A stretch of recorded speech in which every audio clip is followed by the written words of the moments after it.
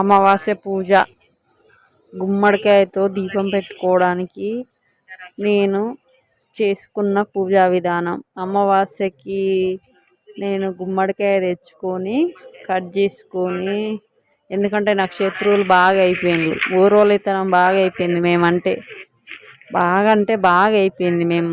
మేము మాది మేము తిన్నా మమ్మల్ని ఓర్చుడే లేదు. కనుదిష్టి ఎంత తాకిందంటే అంత అయిపోయింది. అందుకే గుమ్మడికాయ తెచ్చుకొని కట్ చేసి ప్లేట్లలో ఉప్పు పోసిన కేజీ దొడ్డుప్పు తెచ్చుకొని దాన్ని పోసిన, అంటే తీసేవాళ్ళు ఎవరు లేక నేనే తీసుకున్నా కాబట్టి ఉప్పు పోసిన. నవధాన్యాలు, నువ్వులు, ఆవాల నూనె,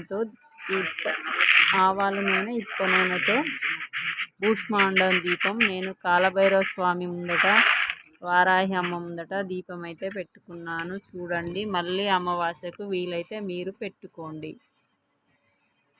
నేను ఎలా పెట్టానో చూడండి. అంటే తీసేవాళ్ళు లేక సగం పెట్టుకున్నా. నేను దొడ్డుప్పు పోసుకున్నాను, కేజీ ఉప్పు, వారాహి అమ్మ భూష్మాండం దీపం.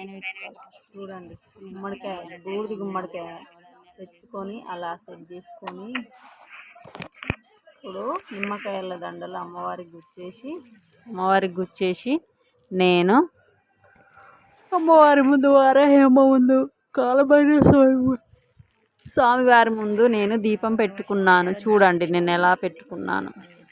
ఎంత కనదిష్టి అంటే నా మీద బాగా ఉన్నోళ్ళం కూడా కాదు. మేము ఏదో మాకు వచ్చిన దాంట్లో మేము బతుకుతాం. ఎవరిని చేజాపుతలేం. కనదిష్టి పోవడానికి, శత్రు బాధలు తొలగడానికే ఈ భూష్మాండ దీపం పెట్టుకుంటున్నాను. చూడండి, వీలైతే మీరు పెట్టుకొని చూడండి. నరదిష్టి, శత్రుపీడ బాగుంది కాబట్టి నేను ఇలా చేసుకుంటున్నాను.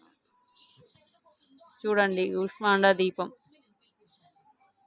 చూడండి. కాలభైరవ స్వామికి, అమ్మవారికి నేనైతే నిమ్మకాయల హారం వేశాను. చూడండి, నచ్చితే లైక్, సబ్స్క్రైబ్.